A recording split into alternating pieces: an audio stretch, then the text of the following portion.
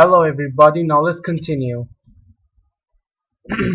I have your medicine, Molly called as she entered hers and her sister's accommodation. Molly, you're back, her 14-year-old sister cried. You okay? She asked worriedly, noticing her saddened expression. I should be asking you that, Molly replied, avoiding her question and handing her the medication. Thanks, sis. You're a lifesaver, you know that? Yeah, I do, Molly replied.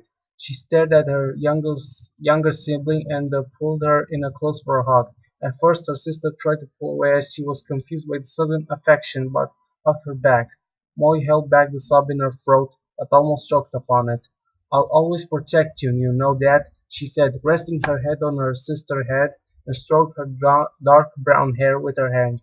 Yeah, I know. Molly pulled away and smiled warmly. Her eyes softened. What's brought all this on? Her sister asked confused. Something wrong? Oh, nothing, I'm fine, really. You should go take your medication, Molly told her. Yeah, I should. Her sister backed away and walked into their bedroom, which was on the same floor, closing the door behind her.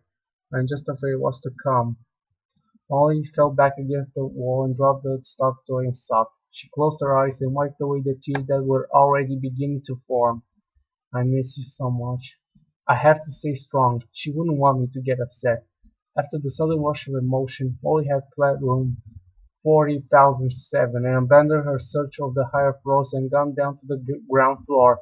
At the moment she was studying the chain locked on the basement doors. She lifted her ice pick and swung it at the chain. Sadly, the chain did not break, only rattle. She snorted and glanced around at her surroundings. The keys must be here somewhere, she thought. Molly walked up to the desk and wrote it around in the drawers with no such luck. I bet if the guard was here, he'd have him, she muttered. The guard, that's it. He might still be here, only as one of them. It's a one-shot, but it's worth a try. She wandered aimlessly around the ground floor for some time until she came across what seemed to be growling coming from the elevator, which was currently not working, of course. Using heel gloves, she began to pry open the doors. She had almost got them fully open when the guard she had been looking for came staggering out of the darkness and launched himself towards her. Molly quickly stepped out of the elevator. The zombie guard became trapped between the doors. His ribs cracked as the pressure of the doors began to crush him. Molly lifted the ice pick and brought it down upon his head. A loud hiss came from exposed brain and skull, blood trickling from the hole in its head. She ripped the blade of the ice pick from his skull and kneeled down, patting down his pockets until she came across the keys. Finally, let's hope this wasn't all for nothing.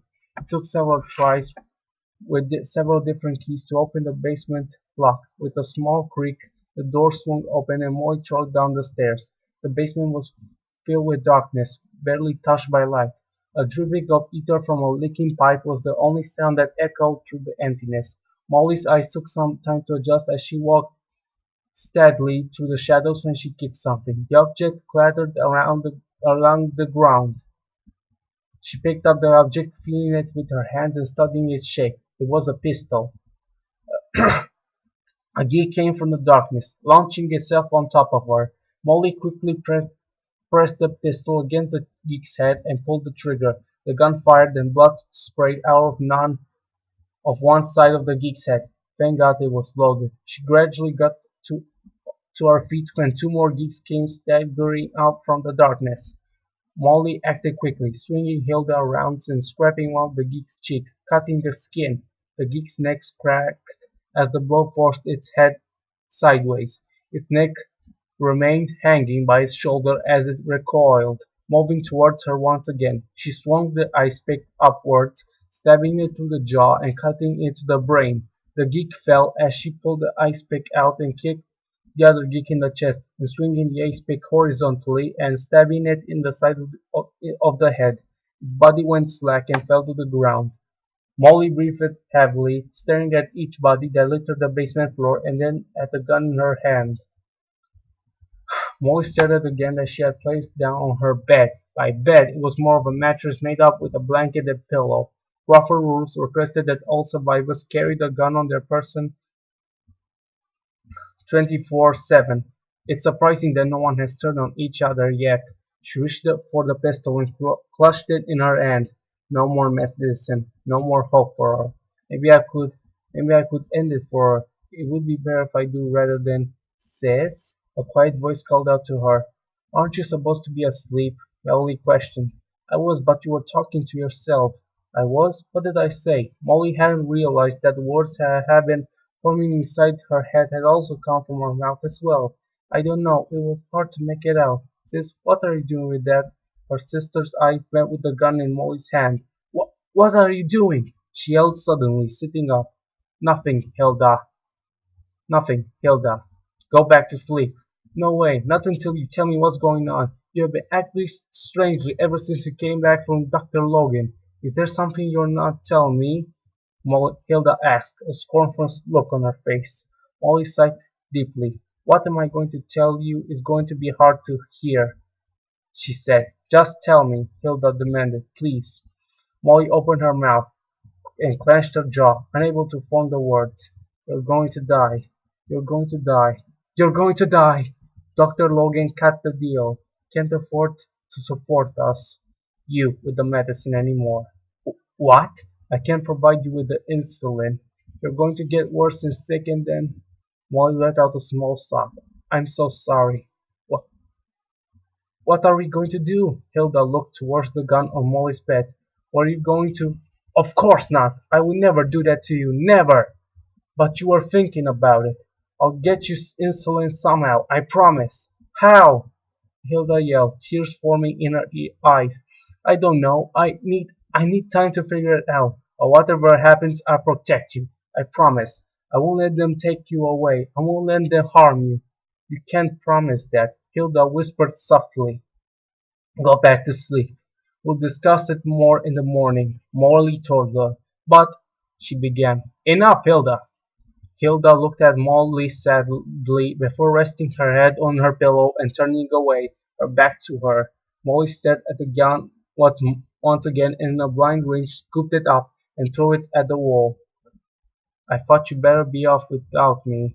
Molly stared at the dead body of Lee that she had come across while scooping for supplies. She couldn't believe it. It felt so surreal.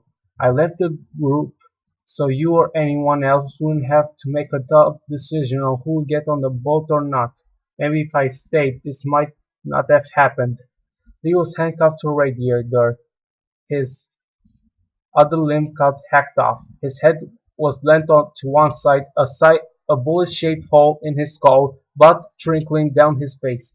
What the hell happened, Lee? She demanded, yelling at the already decaying body and almost expecting an answer. What happened to you? What to everyone else? Where are they? Am I truly alone? Lee, I should have never have come here. Hilda! No! Molly yelled as Oberson's followers marched her sister out into the street, a crowd of Crawford survivors already gathering. Molly! Hilda cried on the edge of tears. Oberson's followers threw Hilda towards the ground. She collided with it and gasped in surprise. She lay there in the pouring rain, soaked in the puddles that had collected on the road. She was too weak to stand, her skin pale white, her body frail. Don't touch her! Don't fucking touch her! Molly yelled. She, too, was almost crying. You know the rules. No sick are allowed in Crawford. Oberson's followers replied coldly. Molly, Hilda whimpered as she lay on the ground. Molly made a move to go to her, but the man in front of her stopped her from approaching.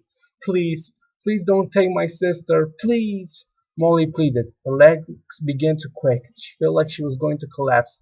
Oberson's followers gave each a small glance before ignoring Molly's pleas and moving towards Hilda. Stop! There was a click from Molly's pistol as she snapped out the safety and pressed it into the back of one of the men's head.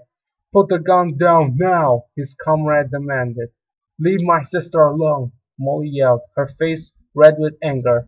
Molly, Hilda whispered, her voice strained. Molly's attention was drawn to Hilda, her teenage sister that she had promised her that she would protect. That was her mistake. Just one glance at it all and sealed Hilda's fate. As Molly turned her attention back to Oberson's followers, it was too late, as one of the men swung his fist violently, knocking her out. The kicks didn't bother Molly anymore as she shrugged the words the harbor at the end of River Street. At first the undead didn't take much notice, but eventually caught on to our scent and followed from behind. I sympathized with her. My mistake got her killed. I took my eyes off them. I got her killed. It's all my fault. It's my fault. All my fault. Molly was in a daze as she reached the mound of dead bodies, rotting corpses blocking off the entrance to Crawford. Some were alive, hung up, impaled on spikes. It was something beyond human, something that Crawford had gradually become. They were as bad as the dead around them, worse. In the days of the apocalypse, it's the living you should fear most. She's amongst them somewhere. She heard the moaning of the large horde of geeks behind her and slowly turned to face them. 1 month later, a blizzard raged on around her as she trotted through the white gleaming snow. Her eyes stung, the dampness of her hood and hair clung to her face. She shivered, a cold chill rushed up her spine. She clenched a blood-soaked hilt in her numb hand, the crimson liquid dripping from the blade. The shambling dead corpses around her seemed frozen, struggling to move in the cold winter air. Her body swayed, knocked by the harsh wind, causing her to stumble. She huffed. Her white mask with flecks of blood covered her mouth. She continued to march upwards toward the unknown. The moaning and groaning of the geese no longer bothered her. She moved out of sight, lost in the white cloak of the raging storm. And that is the fanfic, ladies and gentlemen. This fanfic was made once again by my forum friend Team Kenny Always. I'll put the link in the description. Please read this story. If you like the story, read it on the fanfiction site because I don't think you understood what I actually said, but I don't know. Bye guys.